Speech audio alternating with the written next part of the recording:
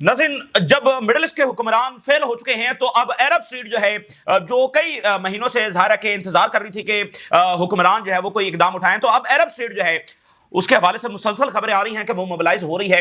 और कल जब ट्रक्स दाखिल हुए तो बहुत सारे लोग भी जो बाहर बैठे हुए थे रफा पर, और एड वर्कर्स और अरब जो है वो मुख्तलिफ नेशनैलिटीज के लोग, वो भी गजा में दाखिल हुए। तो ओवरऑल जो अरब स्ट्रीट है वो मोबिलाइज हो रही है। दूसरी तरफ नाज़रीन, यूरोप में कई डायमेंशंस में चीजें हो रही हैं, और फलस्तीन के तनाजुर में एक नई डेवलपमेंट यह है कि जो लीडरशिप है जो इजराइल को सपोर्ट कर रही है, या वो लीडरशिप जो कोई भी एक्शन लेने से कासर है, वो तेजी के साथ अनपॉपुलर हो रही है। बरतानिया में बड़ी डेवलपमेंट यह है कि बरतानिया में जो प्राइम मिनिस्टर हैं वो अनपॉपुलर हो चुके हैं नए सर्वे के मुताबिक, और वहां पर वो लीडर जो फलस्तीन को सपोर्ट कर रहे हैं उनके मुकाबले में वो ज्यादा पॉपुलर हैं, और अगले इलेक्शन में उनके जीतने के चांसेस बहुत ज्यादा बढ़ गए हैं। और उसमें दिलचस्प बात यह है कि उन्होंने अभी रिसेंटली कुछ दिन पहले ही एक अपनी नई पार्टी लॉन्च की है। उस सब के बावजूद वो मौजूदा बरतानिया के प्राइम मिनिस्टर से ज्यादा पॉपुलर हो चुके हैं, और ये जो ट्रेंड है ये ज्यादा नौजवानों के अंदर पाया जा रहा है। नौजवान जो है वो सबसे ज्यादा सपोर्ट कर रहे हैं, यानी उनकी सपोर्ट का जो परसेंटेज है बहुत ज्यादा है जो फलस्तीन के लिए जो लीडर बात कर रहा है। इसराइल की जो फॉरेन मिनिस्ट्री है इसराइल की फॉरेन मिनिस्ट्री ने वार्निंग जारी की है नेतन्याहू को कि अगर कोई इकदामात गजा के हवाले से इस तरह से ना उठाए गए कि वहां पर स्टार्वेशन हो रही है, अगर उसको डीएस्केलेट ना किया गया तो इसराइल के लिए पूरी दुनिया में जो हालात है बड़े खराब हो चुके हैं, और इसके बड़े सिवियर कॉन्सिक्वेंसेस देखने पड़ सकते हैं। फिर आज इसराइल में एक बड़ा वाकया यह हुआ है कि 21 महीनों से खामोश बैठे इसराइल के डिफरेंट बड़े बड़े इंस्टीट्यूशंस, जिसमें ह्यूमन राइट्स के इंस्टीट्यूशंस भी शामिल हैं, वो पहली बार खड़े हो गए हैं, और उन्होंने इजरायली इक़दामात को जो गजा में हो रहे हैं उसको जेनोसाइड बाकायदा डिक्लेयर कर दिया है। बिल्कुल नेतन्याहू भी अपने ऑक्युपाइड टेरिटरीज में आइसोलेट हो रहा है, और ट्रंप भी डेफिनेटली। अब आप देखें कि इजरायली जो इंस्टीट्यूशंस है जो खामोश बैठे हुए थे, उन्होंने जेनोसाइड डिक्लेयर कर दिया है जो गजा के अंदर इक़दामात हो रहे हैं। तो ये तमाम जो सूरत हाल है आपके सामने रखेंगे, जिसमें अब ट्रंप साहब ने कुछ देर पहले एक बार फिर गजा सीज़फायर की बात कर दी है। स्टीव विटकॉफ जो है वो मुज़ाकरात से निकल गया। एक ऐसे मौके पर उसने ऐलान किया कि जब मामला तय हो गए थे, तो अभी ट्रंप साहब ने जब दोबारा कहा कि गजा में सीज़फायर हो सकता है। अब ये नया क्या टैक्टिक है टाइम को बाय करने का, और अमेरिका जो इररेलेवेंट हो चुका है इस इशू के हवाले से, तो वो दोबारा से क्यों सीज़फायर की बात कर रहा है और नया क्या प्लान है। हालांकि इस वक्त की सबसे बड़ी खबर अगर आप तमाम मीडिया उठाकर देखें तो उसमें यही होगी कि ट्रंप ने सीज़फायर की बात कर दी है, ट्रंप जब वो सीज़फायर करवा रहे हैं, बड़ा प्रेशर डाल रहे हैं इसराइल के ऊपर। तो इस तरह की बातें आपको तमाम मीडिया पर नजर आएंगी, लेकिन उसके पीछे रियलिटी क्या है वो भी आपके सामने रखेंगे। नाज़रीन, सबसे पहले जो यूरोप और अमेरिका की तिजारती डील हुई है उसके ऊपर हम बात करेंगे, क्योंकि उसका जो ताल्लुक है वो मिडिल ईस्ट के साथ बरह रास्त है, और ये बहुत बड़ा टर्निंग पॉइंट है, क्योंकि दुनिया के ऊपर जो ऑर्डर है और जो मिडिल ईस्ट के अंदर जो मामलात हैं, जो फलस्तीन के अंदर मामलात हैं, वो कलेक्टिव वेस्ट की वजह से हैं। तो कलेक्टिव वेस्ट किस तरह से डिक्लाइन की तरफ जा रहा है, खासकर यूरोप जो है, जो अब अमेरिका से इंडिपेंडेंस भी हासिल कर रहा है, वो अपनी पॉलिसीज भी बना रहा है, अब वो किस तरह शिकंजे में फंसा हुआ है और उसके असर मिडिल ईस्ट के ऊपर क्या होंगे। तो ये वन ऑफ द बिगेस्ट जो खबर है जो अमेरिका और यूरोप की तिजारती डील हुई है। अब नाज़रीन, अमेरिका ने समझ लें कि इस डील के साथ तिजारती जंग खत्म नहीं हुई है। इस डील के साथ उसने जो है वो एक तिजारती जंग लॉन्च की है, जिसमें यूरोप का सरेंडर हुआ है, और इस सरेंडर के वजह से वो अपने सर्वाइवल मोड के अंदर चला गया, क्योंकि बहुत शदीद क्रिटिसिज्म जो है वो इस पर आ रहा है। यूरोपीय यूनियन का कोई मुल्क इसको मानने के लिए तैयार नहीं है, और कोई कंपनी इसको अफोर्ड नहीं कर सकती है। इस डील को ये एक मुकम्मल सरेंडर डॉक्यूमेंट है, जिसमें कोई यूरोपियन मुल्क जो है इसको, मतलब बड़ी अजीब बात है कि यूरोपीय यूनियन की जो लीडरशिप है वो जाकर डील कर रही है, और नीचे पता चला है कि कोई मुल्क उसको मानने के लिए तैयार ही नहीं है। भाई, यूरोपीय यूनियन जो भी फैसला करती है सबके मुतफिका राय से करती है ना, तो नीचे मुल्क जो है उसको मानने के लिए तैयार है, और कंपनी जो चीख रही है, और ये सस्टेनेबल नहीं है, यूरोप के लिए सस्टेनेबल नहीं है। अब नाज़रीन, हुआ यह है कि फ्रांस ने इसको स्याह दिन करार दिया है बाकी मालिक से। अब नाज़रीन, हंगरी के जो प्राइम मिनिस्टर हैं वो सामने आए। हंगरी के जो प्राइम मिनिस्टर हैं वो बहुत बड़े सपोर्टर हैं ट्रंप के, लेकिन उन्होंने इस डील को मानने से इनकार कर दिया, और इतना सख्त रद्दमल आया, उन्होंने कहा कि यूरोपीय यूनियन के जो प्रेसिडेंट हैं ये फौरी तौर पर रिजाइन करें। इतना ज्यादा सख्त रद्दमल आ रहा है, अक्रॉस द यूरोप जो है वो क्रिटिसिज्म जब हो रहा है, वो कह रहे हैं कि यूरोपीय यूनियन की जो ये प्रेसिडेंट है ये फारिग हो अपने ओहदे से, ये जो डील है ये हम किसी सूरत जब नहीं मानेंगे। तो एक लड़ाई खत्म नहीं हुई है, बल्कि लड़ाई एक नए फेज के अंदर दाखिल हो चुकी है। ऑर्बन जो हंगरी के प्राइम मिनिस्टर हैं, जिन्होंने अभी नेतन्याहू को भी बुलाया था, accuses wonderland of capitulating to Trump after trade deal. ये जो प्रेसिडेंट है उर्सुला, ये काफी रुकावट भी हैं कि जो इसराइल के खिलाफ यूरोपीय यूनियन इकदाम नहीं उठा पा रही, तो ये भी उसमें बहुत बड़ी एक रुकावट है। तो वो कह रहे हैं कि ये फारिग हो। Viktor Orban blast the EU and US trade deal, calling Ursula featherweight. ये अब बोझ बन गई है यूरोपीय यूनियन के ऊपर, ये जब वो फारिग हो जाए। यूरोपीय union commission Ursula accusing him of capitulating United States in a newly announced transatlantic trade deal. वो कह रहे हैं कि इस डील को प्रेजेंट ऐसे किया गया है कि ये एक स्टेबलाइजिंग फैक्टर है अमेरिका और यूरोप के दरमियान जो तिजारती जंग शुरू हुई उसमें ये एक अच्छा इकदाम है कि ये स्टेबलाइज करेगा सूरत हाल को। इस डील को प्रेजेंट तो ऐसे किया गया, लेकिन इसको कोई भी मानने के लिए तैयार नहीं है इस एंगल को। और drawn criticism from across Europe, पूरे यूरोप से इसके ऊपर क्रिटिसिज्म आ रहा है। उन्होंने कहा कि ये कोई डील नहीं थी, ये हंगरी के प्राइम मिनिस्टर कह रहे हैं, it was Donald Trump eating Ursula for breakfast. ये ऐसे था कि जैसे ट्रंप जो है वो उर्सुला का नाश्ता कर रहे हैं, यानी उर्सुला को नाश्ते में खा रहे हैं। ये इस तरह से हुआ है, ये कोई डील नहीं हुई, डील तो थे बराबरी की सतह के ऊपर। यानी ये बहुत बड़ा टर्निंग पॉइंट है, इसलिए हम इसको टॉप लेवल के ऊपर डिस्कस कर रहे हैं कि इजराइल की सपोर्ट खड़ी है कलेक्टिव वेस्ट के ऊपर, और कलेक्टिव वेस्ट की हालत अब यह है, और उसमें खासकर जो यूरोप है उसकी अब हालत यह है, यूरोप ऑलरेडी डिक्लाइन की तरफ है। और अब इस जंग की वजह से अगर वो इस डील को मान लेता है तो भी, अगर नहीं मानता और अमेरिका से लड़ने की तरफ जाता है तो भी, मामलात कलेक्टिव वेस्ट जो है वो इस वक्त द यूरोप इज डाइंग, ये अब काफी फेमस मकूला जो है वो बन चुका है। तो हंगरी के प्राइम मिनिस्टर कह रहे हैं ये डील है, ये डील नहीं है, ये तो ट्रंप ने उर्सुला को नाश्ते में खाया है। और हालांकि जो प्राइम मिनिस्टर हैं हंगरी के, वो ट्रंप और उसकी जो मागा मूवमेंट है इसके सबसे बड़े सपोर्टर है, यानी make America great again movement और इमिग्रेंट्स और एंटी यूक्रेन, ये सबसे ज्यादा तो ट्रंप की डील के खिलाफ इस हद तक आ चुके हैं। अब क्यों आ चुके हैं? क्योंकि मुल्क सस्टेन नहीं कर सकते हैं, उनकी इकोनॉमी सस्टेन नहीं कर सकती है। The agreement was another sign that Brussels need new leadership. Brussels जो है यूरोपीय यूनियन का जो पार्लियामेंट है, जहां पर आप हेड ऑफिस कह लें, तो उन्होंने कहा है कि ब्रसल्स को अब नई लीडरशिप की जरूरत है, यानी उर्सुला जो है वो फारिग हो जाए। तो ये वहां पर सूरत हाल है।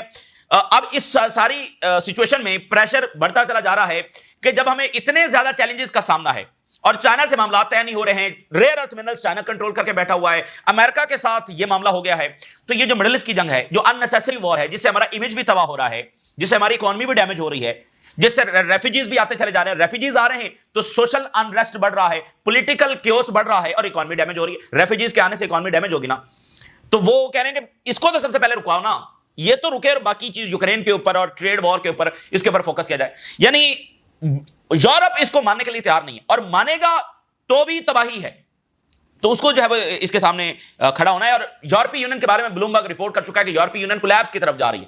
तो यूरोपीय यूनियन इस वक्त सबसे बड़ा स्टेक होल्डर है अमेरिका के बाद इजराइल की सपोर्ट का। अच्छा, अब नाज़रीन, कुछ देर पहले ट्रंप ने अनाउंस किया है कि सीज फायर जो वो हो सकता है कुछ देर पहले, we want a ceasefire in Gaza, और फिर उसने कहा कि ceasefire is possible in Gaza. अब इसके साथ खबर यह है कि जो इजरायली डेलीगेशन है वो इतवार के रोज अब वाशिंगटन पहुंचेगा। तो इससे आप अंदाजा लगा सकते हैं कि ये एक नया ड्रामा है। हालांकि इस वक्त पूरी दुनिया का मीडिया इसको टॉप हेडलाइन के तौर पर चला रहा है कि ट्रंप ने सीज फायर की बात कर दी, क्योंकि अभी 2-3 दिन पहले स्टीव विटकॉफ ये कहकर गया कि मुज़ाकरात से निकल गया, तो अब ट्रंप ने दोबारा सीज फायर की बात की, तो सारी दुनिया का मीडिया यही खबर चला रहा है, लेकिन उसमें हकीकत नहीं है। इसके पीछे एक नया खेल है। एक तो यह है कि चूंकि एक कॉन्फ्रेंस हो रही है न्यूयॉर्क में, यूनाइटेड नेशन में, और सारी दुनिया उसमें शरीक है, सिर्फ अमेरिका शरीक नहीं है, तो अमेरिका इररेलेवेंट हो चुका है ना। ये पहली बार हुआ है कि कॉन्फ्रेंस हो रही है, पूरी दुनिया उसमें शरीक है और अमेरिका उसमें है ही नहीं। तो उसने जब वो सीज फायर की बात कर दी है, एक रेलिवेंट होने के लिए और दूसरा दिखाने के लिए कि चाहे सारी दुनिया इकट्ठी हो जाए, अल्टीमेटली जो कुछ करवाना है वो हम ही ने करवाना है। अगर ये जंग जारी रहेगी तो हमारी वजह से, अगर रुकेगी तो हमारी ताकत के साथ रुकेगी। तो ये सिर्फ एक मीडिया गेम्स है, इसका हकीकत से कोई लेना देना नहीं है। अब मुझे आप बताएं, ये संडे को जाकर वहां पर पहुंचेंगे, संडे को, हालांकि एक घंटा गुजरता चला जा रहा है, संडे को जाकर पहुंचेंगे। अच्छा जी, फिर क्या हो जाएगा? बातें तो सारी जो है वो तय हैं, प्रपोजल्स मौजूद हैं।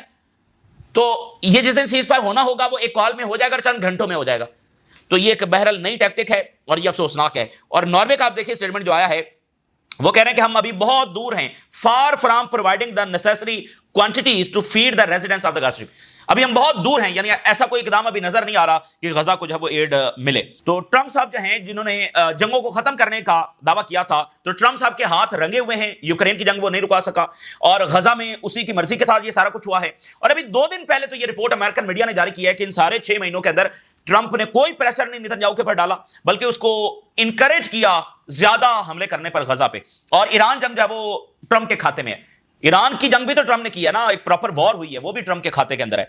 और यूक्रेन की जंग नहीं रुकवा सका। अभी ईरान को इसने कुछ ही देर पहले नई धमकी भी लगाई है और इसने कहा कि अगर इन्होंने दोबारा न्यूक्लियर बनाने की कोशिश की तो हम जो है वो हमला करेंगे। भाई न्यूक्लियर तो उनका तबाह नहीं हुआ, लेकिन बहरहाल वो दोबारा भी धमकी लगा रहा है। और इससे क्या होता है कि इसराइल फिर उसी कवर में अपने जो मकासद है वो जारी रखता है। ठीक है, अच्छा, इसी दरमियान नाज़रीन, अब मैं आपके सामने जो बड़ी डेवलपमेंट्स हो रही हैं इसके जवाब में, एक तो है अरब स्ट्रीट। गजा पर जो इमरजेंसी कमेटी बनी हुई है उसने आज यह ऐलान किया है कि अगर अरब हुक्मरान, अगर अरब लीडर्स, कुछ देर पहले ऐलान हुआ है, ये अगर गजा के लोगों को खाना नहीं पहुंचा सकते तो फिर अब लोग ही खुद फैसला करेंगे, यानी मिडिल ईस्ट के लोग अब मामलात को फैसला करेंगे। If our Arab brothers can not deliver aid, let the people have their say. अगर ये अरब हुक्मरान अब खाना नहीं पहुंचा सकते और इस सतह पर आकर भी ये कोई अमली इकदाम उठाने से कासिर हैं, late the people have their से। ये गजा पर बनी कमेटी ने आज अनाउंस किया है। बड़ी गैर मामूली बात है कि उन्होंने कहा फिर लोग जो है वो फैसला करेंगे। अच्छा, इसी दरमियान इसराइल के अंदर से दो बड़ी डेवलपमेंट्स हैं और ये इस बात का सबूत है कि बावजूद इसके कि उनकी सारी सफाकियत है, बावजूद इसके कि वो अपनी हैबत और अपनी टेरर का मुजाहरा कर रहे हैं, ये उनके कॉन्सिक्वेंसेज हैं। नफ्ताली बेनेट जो कि फॉर्मर इजरायली प्राइम मिनिस्टर है और कि बहुत बड़ा इंतहा पसंद है, यानी वो नेतन्याहू से कम नहीं है, वो भी इसके सारे पूरे टाइम के अंदर जो बातें समूथरे की हैं वही इस बंदे की भी हैं, यानी ये बहुत अगली सतह का ये भी इंतहा पसंद है, लेकिन ये वहां का फेमस यानी लीडर है और ये फॉर्मर प्राइम मिनिस्टर भी है। ये जो अभी नेतन्याहू की गवर्नमेंट आई है तो उससे पहले इसी की गवर्नमेंट थी, इसकी गवर्नमेंट को गिराकर नेतन्याहू ने ये कोalition गवर्नमेंट बनाई है। तो नफ्ताली बेनेट कह रहा है the government has collapsed politically and in the media and its ministers are causing us tremendous harm. ये बंदा जो है गजा में जो कुछ हो रहा है उसकी सपोर्ट कर रहा था, लेबनान पर हमला हुआ उसकी सपोर्ट, शाम में सपोर्ट, ईरान पर ये बहुत अरसे से जैसे नेतन्याहू है तो ये भी ईरान पर जंग का बहुत हामी है और कई अरसे से ये लॉबिंग ये भी करता रहा है। आज क्या कह रहा है इजरायली गवर्नमेंट, इजरायली मिनिस्टर जो हैं वो स्टेट ऑफ इजराइल को ट्रेमेंडस हार्म पहुंचा रहे हैं, शदीद तरीन नुकसान पहुंचा रहे हैं। ठीक है, ये यानी कि गैर मामूली बात है कि इस सतह का इंतहा पसंद, और वो कह रहा है कि अब स्टेट ऑफ इजराइल खतरे में है। ठीक है, दूसरा इजराइल की जो फॉरेन मिनिस्ट्री है उसने खबरदार किया है, द फॉरेन मिनिस्ट्री यानी इंस्टीट्यूशन है, क्योंकि फॉरेन मिनिस्ट्री को जाहिर है कि डिप्लोमेट्स पूरी दुनिया से भेज रहे हैं, जहां जहां पर इनके डिप्लोमेट्स हैं, जिन जिन मुल्कों ने तस्लीम किया हुआ है, खासकर यूरोप, वहां से इनको भेजा जा रहा है कि इस मुल्क में क्या सेंटिमेंट है, इस मुल्क में क्या सेंटिमेंट है। The foreign ministry warned that Israel will be in a highly dangerous situation if an immediate step showing change is not taken. एक ऐसा स्टेप जिससे तब्दीली नजर भी आए ऑन ग्राउंड, अगर ऐसा स्टेप नहीं लिया जाता तो इजराइल बहुत डेंजरस सिचुएशन में होने जा रहा है। ये बड़ी इंपॉर्टेंट बात कि इजराइल की फॉरेन मिनिस्ट्री, जिसको डिप्लोमेट्स बैठे हैं यूरोप में आगे पीछे और वो वहां से भेज रहे हैं कि इस मुल्क में क्या सोचा जा रहा है, ये मुल्क क्या प्लान कर रहा है, ओवरऑल सेंटिमेंट क्या है, तो फौरी एक्शन जिससे तब्दीली नजर आए अगर ना लिया गया तो इजराइल बड़ी डेंजरस सिचुएशन में होने जा रहा है। ये उनकी फॉरेन मिनिस्ट्री कह रही है। और पहली बार ऐसा हुआ है कि इजराइल के जो ह्यूमन राइट्स के ऑर्गेनाइजेशंस हैं, बड़े इंस्टीट्यूशंस हैं, और सबसे बड़ा इंस्टीट्यूट है वो सामने आ गया है, उसने जेनोसाइड डिक्लेयर कर दी है। और देखना क्या बयानिया बचा है भाई, बयानिया तो बचा ही कोई नहीं है, उनके इंस्टीट्यूशंस अपने जेनोसाइड डिक्लेयर कर रहे हैं। और साथ इस इंस्टीट्यूशन ने यह कहा है कि हम ये भी खबरदार कर रहे हैं कि ये जेनोसाइड सिर्फ गजा तक नहीं रुकेगी, ये आगे भी एक्सपैंड होगी। ये बड़ी इंपॉर्टेंट बात, यानी बाकी मुल्कों में, बाकी कौमों की तरफ ये एक्सपैंड होगी। Israeli rights group accuse Israel of committing genocide in Gaza. Human rights and physicians from Israel accuse Israel of committing genocide in Gaza, citing systematic target of Palestinian civilians, healthcare destruction and Western complicity. Very very important. ये सबसे बड़ा उनका ये institution है, इसने आज ये ऐलान कर दिया कि जेनोसाइड हो रही है, सिस्टमैटिक तरीके से फलस्तीनी सिविलियंस को टारगेट किया जा रहा है और इसमें यूरोप और वेस्ट यानी वेस्ट ओवरऑल इसमें शामिल है। ये इन्होंने कहा है कि वेस्ट इसमें मुकम्मल तौर पर सपोर्ट कर रहा है। वी वांट दैट कि genocide will extend and will not be limited to the Gaza. ये है मैसेज मिडिल ईस्ट के ममालिक को, और ये वो बात है जो हम हमेशा से करते रहे हैं कि ये स्ट्रेटेजिक मिस्टेक है, ये खामोशी रखना। आज उनका इंस्टीट्यूशन कह रहा है कि ये जेनोसाइड सिर्फ गजा तक महदूद नहीं होगी, ये उससे आगे भी फैलेगी, एक्सटेंड होगी और एक्सपैंड होगी बाकी ममालिक तक। तो इजराइल यहां तक रुकने वाला नहीं है, इसको यहीं पर बजोरे बाजू रोका जा सकता है, वगरना वो रुकने वाला नहीं है। Europe and the United States did not act to stop the genocide in Gaza, but contributed to its continuation. अब यूरोप बड़ी बड़ी बातें कर रहा है ना, तो बहरहाल अब यूरोप भी अपने डिक्लाइन की तरफ जा रहा है। इन्होंने भी 5 सेंचुरीज दुनिया में जो उधम मचाया है, जो मसाले में इन्होंने किए हैं, ये भी तो यूरोप ही का, ये भी तो बरतानिया और फ्रांस ही का है ना, जो फलस्तीन में जो कुछ हो रहा है। तो वो कह रहे हैं कि अमेरिका और यूरोप ने कोई किरदार नहीं किया इसको रोकने में, बल्कि इसको जारी रखने में उन्होंने हेल्प की। मुख्तलिफ तरीके कार इसराइल को बताते रहे, क्योंकि इसराइल जो है ना ये वेस्ट की एक ऐसी सेटलर कॉलोनी है, इसको बनाया ही इसलिए गया था कि जो हमारे सेटलर कॉलोनियल तजर्बात हैं वो जारी रहें। ठीक है ना, इन्होंने काफी कॉलोनीज दुनिया में बनाई, बहुत सारी फेल हो गई, तो ये कॉलोनी उनकी आखिरी कॉलोनी है, तो इसको बनाया इसलिए गया था कि हमारे जो तजर्बात हैं कॉलोनियल वो जारी रहें। Israel is committing genocide against Palestinian in the Gaza strip, ये इस वक्त की सूरत हाल है। तो ये 3 बड़ी डेवलपमेंट्स। अच्छा, फ्रांस के जो सदर हैं, उनके जो एडवाइजर हैं, उन्होंने उनके जरा 2 हेडलाइंस देखिए। कह रहे हैं our message to Israel is clear, that the war must stop and aid must enter the Gaza. Macron के एडवाइजर, मैसेज क्लियर है, फौरी जंग रोकी जाए। और वो कहने कि हम इस बात पर हैरान हैं कि हमने जो रिकॉग्नाइज करने का ऐलान किया है, ये इजराइल इतना शोर क्यों मचा रहा है, कहना इसमें क्या ऐसी बात हो गई है, ये तो सारी दुनिया का स्टांस है फलस्तीन को तस्लीम करना, और फ्रांस हमेशा से ये कहता रहा कि 2 स्टेट और फलस्तीन रियासत बनेगी, तो ये इजराइल इतना उधम क्यों मचा रहा है। अब आप जरा देखिए, जो यूरोपियन लीडरशिप है जो इजराइल को सपोर्ट कर रही है, वो अनपॉपुलर हो रही है तेजी के साथ, खासकर इन हालात में जब मैस स्टारवेशन हो रही है। और इस वक्त भी देखें, इजराइल की स्ट्रेटजी यही है कि वेस्टर्न यूरोपियन मीडिया पर बैठकर ये कहते हैं कि स्टारवेशन भी नहीं हो रही, जेनोसाइड भी नहीं हो रही। अब जेरेमी कॉर्बिन जो है वो ये एक बड़े सियासतदान है वहां के और मेंबर पार्लियामेंटेरियन है, तो इन्होंने अपनी नई पार्टी लॉन्च कर दी है और आज सर्वे हुआ है, इनको कंपेयर किया गया है स्टारमर के साथ जो प्राइम मिनिस्टर हैं। तो जेरेमी कॉर्बिन जो कि जाहिर है कि इस ओहदे के ऊपर कभी नहीं रहे, लेकिन एक अच्छे और नामवर वहां के पॉलिटिशियन हैं और बहुत बड़े सपोर्टर हैं फलस्तीन के, ये बर्तानिया के प्राइम मिनिस्टर से भी ज्यादा पॉपुलर बर्तानिया में हो चुके हैं। Corbyn outshines Starmer among UK's youth, और सबसे बड़ी तब्दीली अमेरिका में भी यूरोप में भी कि यूथ जो है ना वो इजराइल के खिलाफ सबसे ज्यादा इकदाम उठा रही है, क्योंकि उसके सामने जो असलियत है। Corbyn is more popular than prime minister Keir Starmer among young voters, raising concern that Labour's voting age reform could backfire.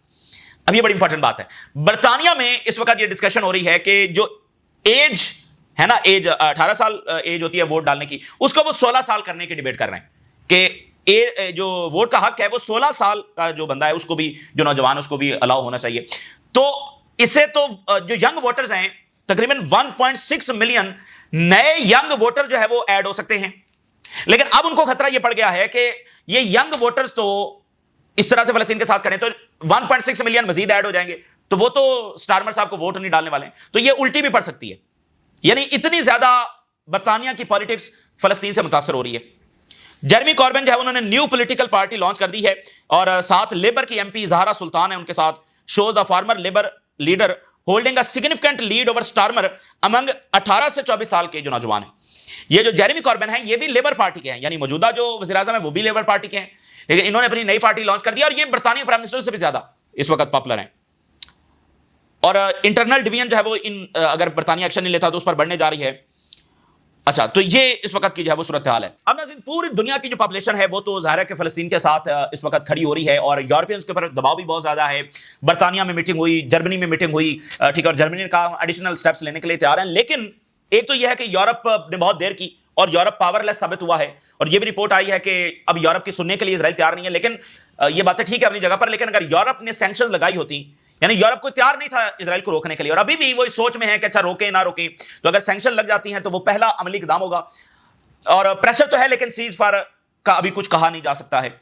अलबत्ता जो इजराइल इकदाम उठा रहा है और उठाता चला जा रहा है, वो अंदर से भी रिपोर्ट्स हमने आपके सामने रख दी हैं कि उसका अल्टीमेट नतीजा क्या होगा। और ये जो मिडिल ईस्ट के मुख्तलिफ ममालिक इस वजह से खामोश बैठे हुए कि उनको जंग ना लड़नी पड़े, ज़ाहिर है कि जंग तो कोई भी नहीं चाहता, लेकिन इजराइल का ह्यूमन राइट्स ऑर्गेनाइजेशन कह रहा है कि ये सब तक जो है वो एक्सपैंड होगा। तो इसलिए इजराइल को रोकने के लिए डेटरेंस दिखाने की जरूरत है, सरेंडर करने से कुछ हासिल नहीं होगा। पीस थ्रू सरेंडर जो है ये कोई पॉलिसी नहीं है।